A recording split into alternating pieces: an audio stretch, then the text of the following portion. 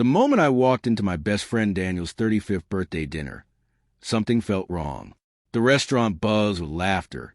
Expensive wine glasses clinked together, and everyone greeted me with strange smiles that seemed forced.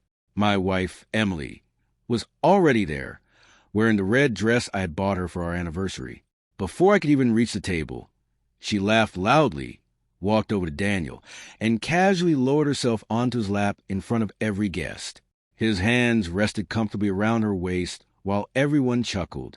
My heart stopped. I searched the room for someone to react, but no one did. Instead, they all stared at me, waiting. I forced myself to smile, hoping it was some ridiculous joke that would end in seconds. It didn't. Emily leaned her head against Daniel's shoulder, as if I didn't exist. Someone at the table muttered, "Come on, don't be so sensitive." Another friend laughed even louder and said, "Mark has always been too soft." The room erupted with laughter. Every word landed like another punch to my chest. I looked at my wife, expecting embarrassment or guilt, but she simply smiled and took another sip of wine. At that moment, I realized this humiliation had been carefully planned.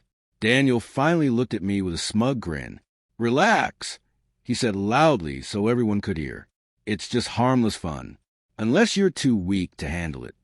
More laughter echoed around the room.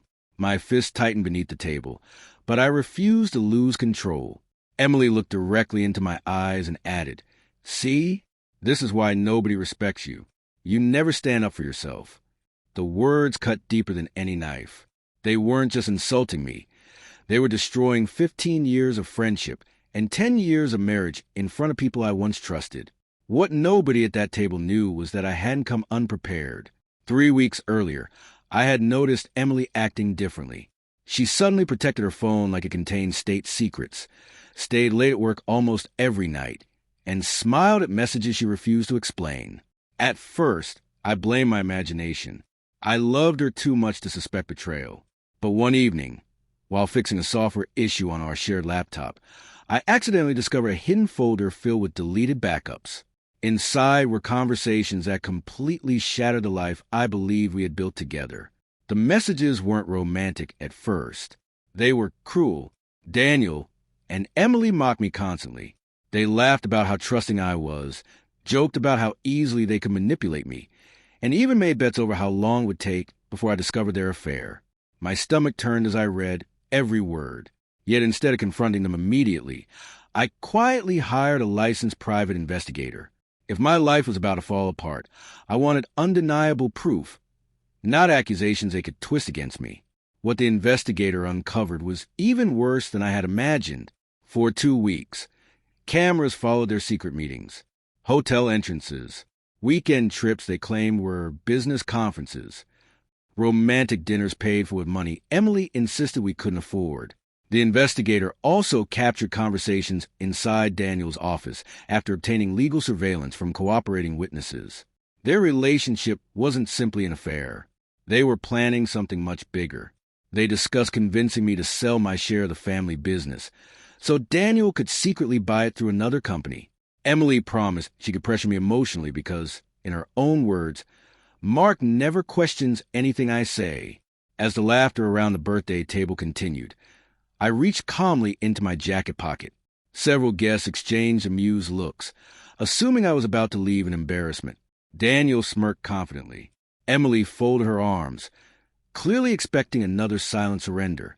Instead, I placed my phone in the center of the table and connected it to the restaurant's wireless presentation screen that Daniel himself had rented for birthday photos.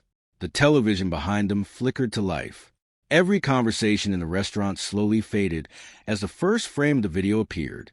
Within seconds, smiles began disappearing from every face.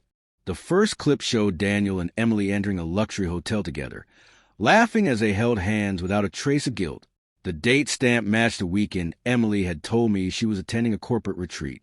Gasps spread across the room, replacing the laughter that had filled it only moments earlier.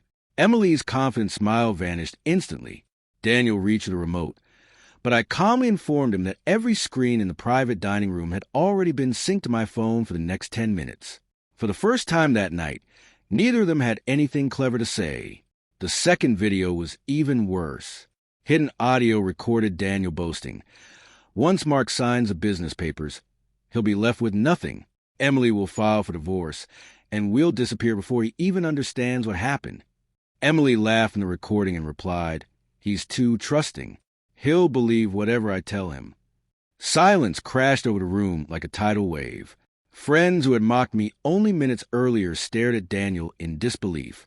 One guest quietly pushed a chair away from him, while another whispered, "This wasn't a joke. This was a setup." Emily suddenly stood and pointed at me. "You're spying on me. This is illegal," she shouted, hoping anger would distract everyone from the truth. I remained seated. "Everything you're watching was collected legally," I answered calmly. "The hotels have security footage. The investigator followed public movements, and the business conversations came from witnesses who chose to cooperate after hearing your plans." I placed a thick envelope on the table. Inside were printed photographs, financial records, and copies of messages. Every excuse Emily tried to make collapsed under the weight of undeniable evidence. Daniel's face turned pale as another recording began. This time it wasn't about the affair, it was about money. He admitted he had borrowed heavily from dangerous investors and desperately needed my company's shares to cover his debts. Emily wasn't just betraying our marriage. She was helping him steal the business my late father had spent 30 years building. Several guests immediately recognized the names on the financial documents because they worked in the same industry. One by one, people who had laughed at me minutes earlier stood up and walked away from Daniel's side. Then came the final twist neither of them had expected. I revealed that 6 days earlier, I had already transferred my ownership into a protected family trust after consulting attorneys and financial advisors. The documents Daniel wanted me to sign were now completely worthless. Even if Emily had convinced me, there was nothing left for them to take. Daniel slammed his fist onto the table in frustration, while Emily burst into tears, realizing months of manipulation had achieved absolutely nothing. Their perfect plan had failed before tonight's dinner had even begun. The restaurant manager quietly approached with 2 security guards. Several guests had reported Daniel for threatening behavior after he tried grabbing my phone. The manager politely asked both Daniel and Emily to leave because they were disturbing other customers. As they walked toward the exit, no one followed them. No one defended them. The same people who had laughed at me now refused to even make eye contact with them. The birthday celebration had turned into the public exposure of 2 people who believed humiliation made them powerful, only to discover that truth was stronger than mockery. I picked up my coat and prepared to leave.